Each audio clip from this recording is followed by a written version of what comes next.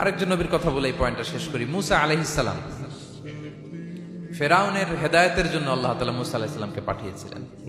তিনি নানাভাবে তার ভাইকে নিয়ে দাওয়াত দিতে লাগলেন, কিন্তু ফেরাউন এই কথা মানে না। ফেরাউন বলে, তুমি যে নবী, প্রমাণ কি? মুসা আলাইহিস সালাম বলেন, দেখো এই যে আমার হাতে লাঠি। উনি এমন নবী ছিলেন, উনি লাঠি মাটিতে রেখে দিলে ওটা মুহূর্তে সাপ হয়ে যেত। তো মাটিতে তিনি লাঠি রাখলেন, এটা মুহূর্তে সাপ হয়ে গেল, যে এই যে আমি নবী। মানে না, বললেন আরো কিছু দেখা।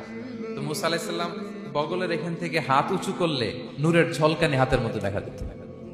মানে নূরের ঝলকানি দেখালেন, এরপরও মানে না। এরকম একটার পর একটা আল্লাহ নবী মুসা আলাইহিস সালাম মুআজিজা দেখাতে লাগলেন, কিন্তু ফেরাউন মানে না। শুধু মানে না এতটুকুই না, সবশেষে আল্লাহ নবী মুসা আলাইহিস সালামকে অ্যাসাসিনেশন, হত্যার পরিকল্পনা করলো তারা, যে বনি ইসরাইল, মুসা এবং মুসার অনুসারী যারা আছে দুনিয়া থেকে সরাই দিতে হবে। ধরো মুসারে, ধরো মুসার অনুসারীদের ধরো। ধাওয়া পাল্টা ধাওয়া শুরু হলো। আল্লাহ নবী মুসা আলাইহিস সালাম বনি ইসরাইলকে নিয়ে বাঁচার জন্য ছুটলেন। ছুটতে ছুটতে সামনে লোহিত সাগর।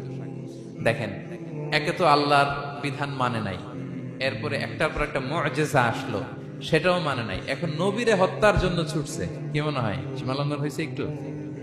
একটু হয়েছে না অনেক?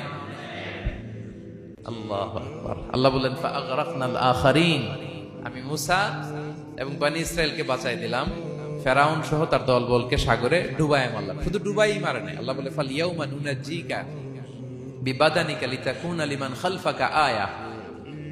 ফেরাউনকে লোহিত সাগরে তো ডুবিয়েছেই। আল্লাহ বলেন, ফেরাউন, তোর অনুসারী যারা পৃথিবীতে থাকবে, তোর চালাচামুন্ডা যারা থাকবে, তোর খালাতো ভাই, চাচাতো ভাই যারা দুনিয়াতে বেঁচে থাকবে, তাদের জন্য তোর লাশটারে আমি শুটকি বানিয়ে রাখলাম।